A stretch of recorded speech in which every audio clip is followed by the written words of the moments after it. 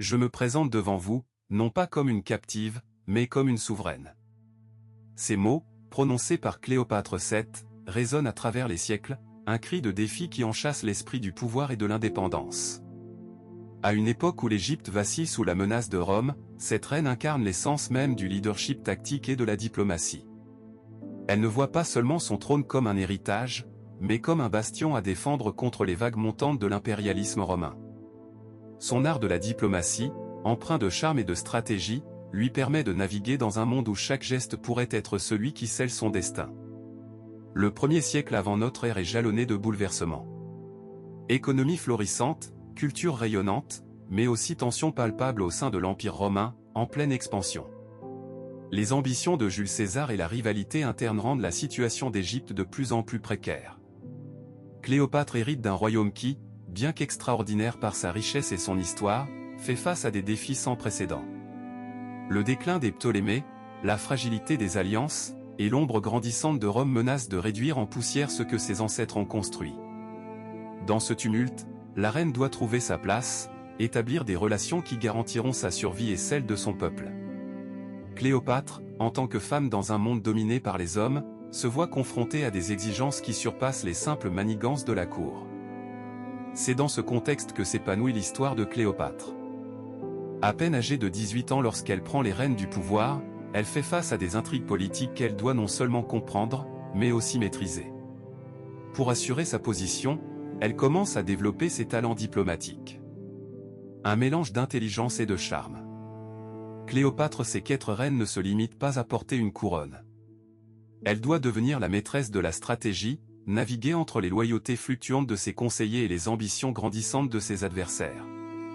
En se rapprochant des puissants de Rome, elle trace un chemin audacieux, où les relations personnelles se mêlent à des enjeux politiques. Cette lutte pour le pouvoir est bien plus qu'un combat, c'est un ballet délicat d'alliances et de trahison. Cléopâtre comprend rapidement que sa survie repose sur des alliances stratégiques. Avec un empire romain en expansion, elle se concentre sur 2 figures majeures, Jules César et Marc-Antoine. À travers son charisme, elle parvient à séduire César lors d'une rencontre mémorable sur les rives du Nil. L'histoire raconte qu'elle s'est présentée à lui, enveloppée dans un tapis, pour témoigner de sa détermination. Cette audace non seulement impressionne César, mais lui fait également réaliser l'importance stratégique de l'Égypte.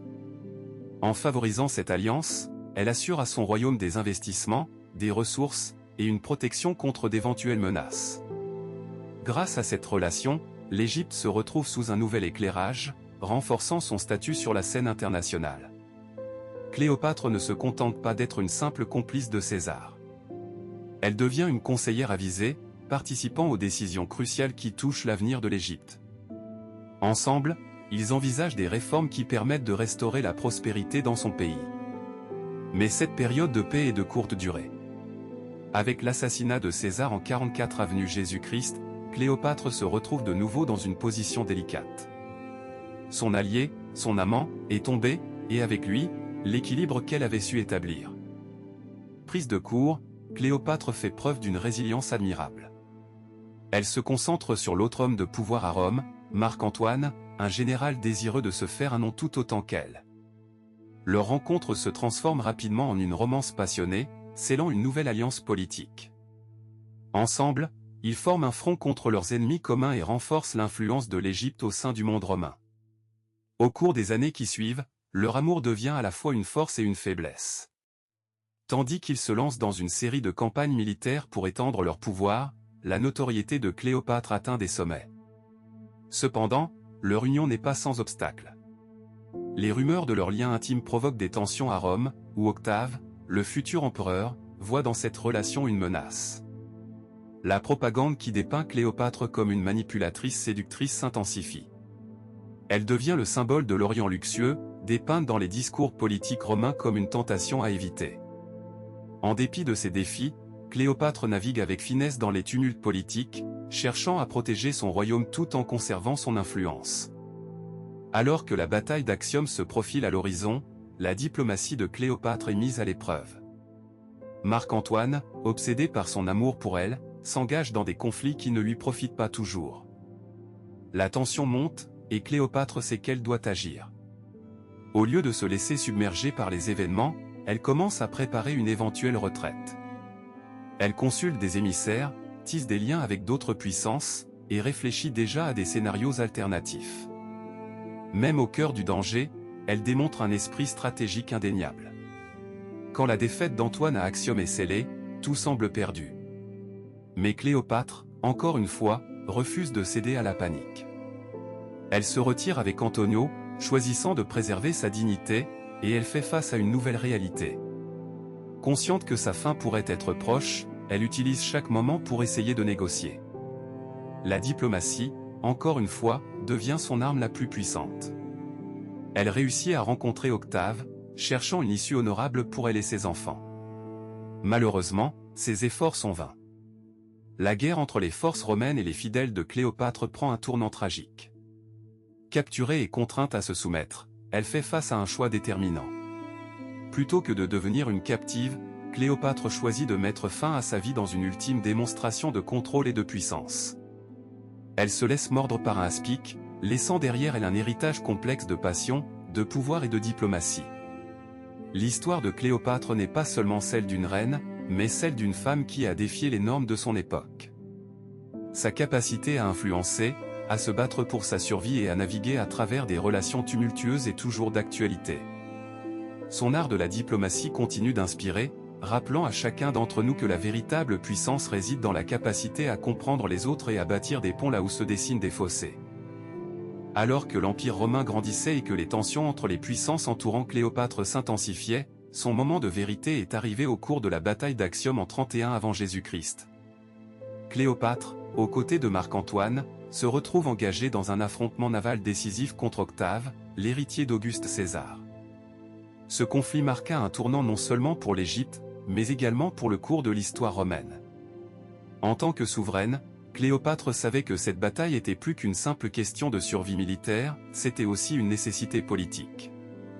Elle prononça un discours inspirant dans lequel elle exhorta ses troupes à défendre leurs terres, à combattre pour leur culture et leur héritage.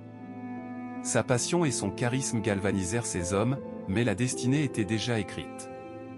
L'issue de cette bataille fut un désastre pour Cléopâtre et Marc-Antoine.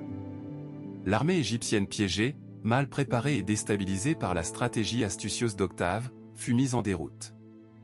Ce moment tragique ne fut pas seulement un échec militaire, mais un effondrement de son rêve de puissance. Elle se retrouva isolée, trahie par les événements, bien que son esprit de combattante ne se soit jamais éteint. Dans ses derniers instants, elle opta pour la fin tragique, choisissant de se laisser mordre par un aspic, un acte qui symbolise tant son amour pour l'Égypte qu'une victoire censée sur son propre destin. En réfléchissant sur l'héritage de Cléopâtre, il est impossible de ne pas voir les résonances de ses actions dans notre monde moderne. Elle a réussi à briser des barrières et à porter la voix des femmes dans un monde largement dominé par les hommes. Son approche diplomatique, axée sur la compréhension et les alliances stratégiques, reste d'une pertinence singulière dans les relations internationales d'aujourd'hui. Les leaders contemporains, confrontés à des défis complexes, pourraient beaucoup apprendre de sa capacité à bâtir des ponts, même avec ses ennemis. Cléopâtre nous rappelle que l'art de la diplomatie n'est pas seulement une question de pouvoir ou de manipulation, mais aussi une question de compassion et de reconnaissance des besoins des autres. Son héritage dépasse ses actions personnelles, il inspire les générations suivantes à œuvrer pour un monde où les dialogues prennent le pas sur les conflits. Les accords qu'elle a tissés avec Rome, ses tentatives de faire entrer l'Égypte dans le jeu politique mondial, témoignent d'une ambition sans précédent. De plus, l'image de Cléopâtre, empreinte de séduction et de mystère, influence encore la culture populaire. Elle est devenue un symbole de féminité, d'intelligence et de force. Son récit, malgré sa fin tragique, est celui d'une recherche de pouvoir légitime et d'une lutte incessante pour sa terre. En considérant l'héritage de Cléopâtre, nous sommes invités à explorer notre propre vie et nos propres défis. Peut-être que chacun de nous, à notre manière, doit incarner la détermination et la vision de Cléopâtre. Comment bâtissons-nous des ponts dans nos vies personnelles et professionnelles? Quelles alliances formons-nous pour avancer dans nos quêtes? À travers l'exemple de cette figure emblématique, nous devons nous interroger sur nos propres aspirations et sur la manière dont nous pouvons naviguer avec sagesse dans les complexités des relations humaines. Cléopâtre nous enseigne que la diplomatie n'est pas un acte de faiblesse, mais une démonstration de force intérieure et de résilience. Alors que nous clôturons ce chapitre de l'histoire, réfléchissons à la manière dont l'art subtil de la diplomatie peut être appliqué dans notre quotidien, car, comme l'a prouvé Cléopâtre, c'est souvent dans les moments de grande adversité que s'affirment les véritables leaders.